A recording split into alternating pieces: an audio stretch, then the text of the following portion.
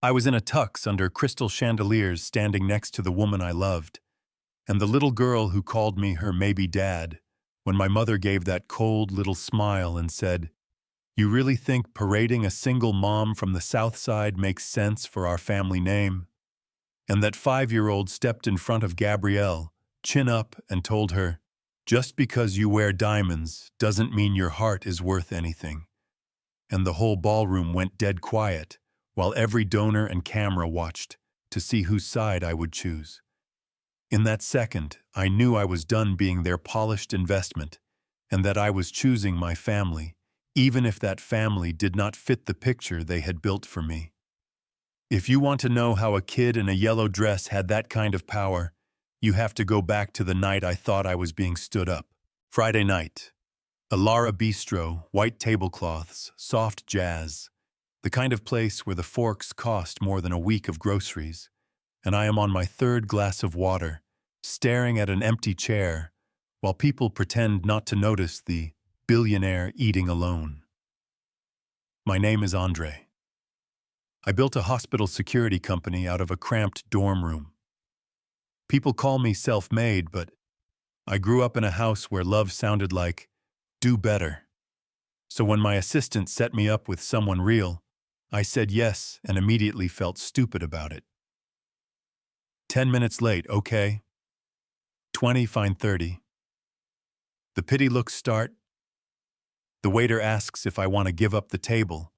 And at 40, I am done pushing my chair back, ready to go home to the perfect penthouse where nobody is ever late, because nobody is waiting for me at all. Then I hear this tiny voice, "Are you waiting for someone special?" I look down and see this little girl, brown skin braids with beads, yellow dress, big serious eyes. I say, "Yeah, kind of." She climbs into the empty chair like it's hers and says, "I'm Lily. My mom says if someone makes you wait this long, they better be saving a life or bringing cake." Is she saving a life? I laugh for the first time that day, tell her I don't know, maybe I'm just dumb for waiting. And she squints at me and says, "You look rich. Is it fun or lonely?" And no investor has ever hit me that clean. She talks about school, and her goldfish mentions her mom is a nurse, then hits me with, "My mom says money is loud, but love is what stays when it's quiet. If you leave and she comes, you'll both be sad. You should wait." Simple. Brutal. Right. So I sit back down.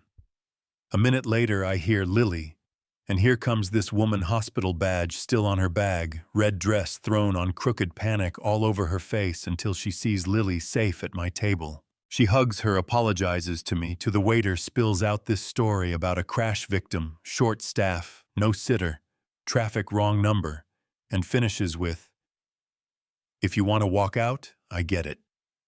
I just ask, "Did the patient make it?" She blinks, nods. "Yeah, he did." And I tell her, "Then you weren't late. You were doing your job. Sit down. I'm glad you came." That is how I meet Gabrielle. Dinner is messy and real, Lily narrating everything, Gabrielle trying to pay her share, me feeling more like a human being in 1 hour with them than I have beside anyone in years. After that, it doesn't turn into a montage, it just grows. Texts after her shifts, quick calls on her, it breaks me bringing coffee to the ER doors, an aquarium trip because Lily has never been.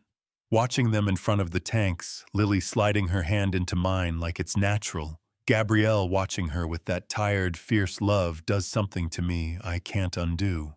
One day, by the glass, Lily asks if I believe in love that stays. I almost give a polished answer, then I don't. I tell her I'm not sure that in my world, love has always had fine print. She nods like she gets it, says, "I pray every night for a dad who stays.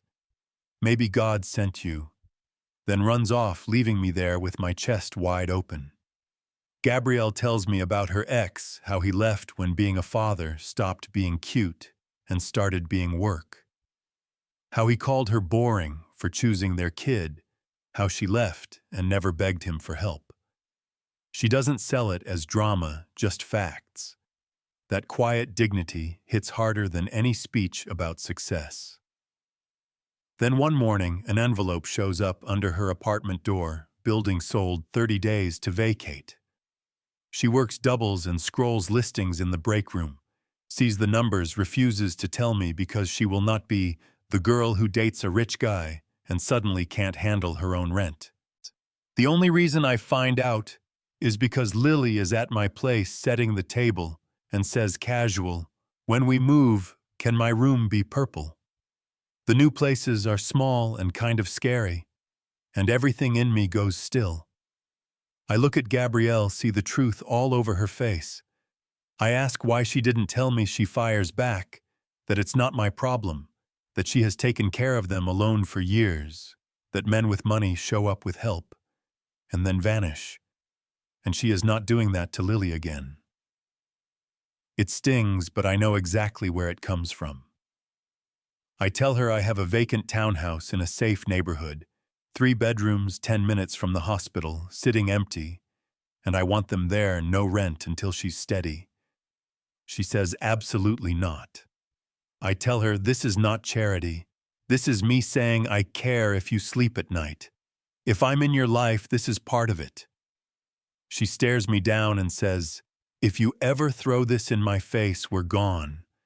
And I say, "Good. Hold me to that." And that is the first time she lets herself lean just a little. Moving day is loud and imperfect. My friends haul boxes. Lily runs yelling, "We have stairs." Gabrielle stands in the new bedroom and cries because it has a door she can close. I think this is what my money should have been doing from the start. I could have stopped there, played it safe, but then came the gala. My company's big charity night, cameras everywhere, my parents in their element. I bring Gabrielle as my partner. She is quiet, a little out of place, and I stay close and introduce her proudly. Some people are kind, some talk over her. Then my parents reach us. My father shakes her hand like he's signing a file. My mother gives her that scan. "Emergency nurse, how noble," she says, though it must make fitting into Ethan's world a challenge, like Gabrielle is a scheduling issue. She tries to pull me aside. I tell her, "Say it here." So she does. "You are a public figure. A woman with that history, with a child from that environment, is not an appropriate match.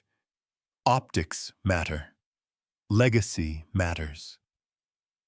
Before I can answer, Lily in her yellow dress says clear, "That's not nice." She steps in front of her mom. "My mom saves people and loves me. Ethan is lucky we picked him. You can't talk about her like she's less." My mother snaps, "Young lady, children do not interrupt adults." And Lily goes, "Then adults shouldn't be mean in sparkly dresses." And yeah, part of me wants to laugh, part of me wants to cheer, and all of me knows this is the moment. My dad leans in, says, "Control this." My mother says, "This is exactly what we feared." And for most of my life, this is where I would have smoothed it over. Instead, I feel Lily's hand shaking, see Gabrielle trying to disappear to shield her, and I am just done. I take both their hands, look my parents in the eye and say, "If you can't respect them, you don't get me. I'm done performing for you." And we walk out while the room stares. That is the break. After that, you either go all in or you walk away, and I was not walking away. For Lily's birthday, in the backyard of that townhouse, I set up a little projector and play photos of the 3 of us at the aquarium. Moving boxes, pancake mornings, school plays, nothing fancy, just us. And the last slide says, "Can I stay for good?" I get down on one knee in the grass, ask Gabrielle to marry me, then turn to Lily and ask if I can be her dad, not just the guy with ice cream and keys. Gabrielle says yes. With tears on her face, Lily shouts yes before I finish.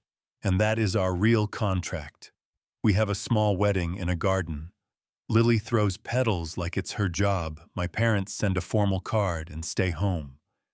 The adoption goes through. Lily walks out of that courthouse with my last name holding my hand, calling me Dad for real, and I cry in the parking lot, like none of my titles ever meant anything. I sell the penthouse, move fully into the townhouse that smells like crayons and coffee, build a tiny office upstairs, learn the sound of Lily's feet at 6 a.m. The way Gabrielle leans into me when a shift was bad. The way silence finally feels like peace instead of punishment. Months later, Gabrielle is pregnant with our son. Lily is planning big sister rules. My company is still fine with me home for dinner. And we go back to Alara and sit at that same table where I almost walked out on all of this. On the sidewalk after Lily looks up at me and says, "Serious question. Are you staying forever, or are you gonna do what my first dad did when it gets hard?" And nothing any adult has ever said to me has hit that deep. I crouch down and tell her, I'm here. When it's easy, when it's ugly, when we disagree. I signed papers because I wanted to, but more than that, I choose you and your mom every day. No take-backs. She studies my face like she's reading a contract, then nods and says, "Okay. Don't make me look dumb in front of God," and runs off to grab Gabrielle's hand. That is my forever. And that brings me back to that ballroom, that diamond smile, that little voice cutting through all the fake. So let me throw it to you. If your parents, your friends, your whole circle told you someone like Gabrielle and a kid like Lily were beneath you, would you have walked out or played along? Was Lily disrespectful, or was she the only honest one in the room? And how many times have we excused cruelty in a nice suit while doubting the people who show up with nothing but a tired smile and a real heart? Drop your thoughts in the comments. Tell me what you would have done and what you've seen. And if you believe real family is the one that shows up and stays, not the one that just looks good on paper, hit like, hit subscribe, and share this with someone who still thinks pedigree matters more than love.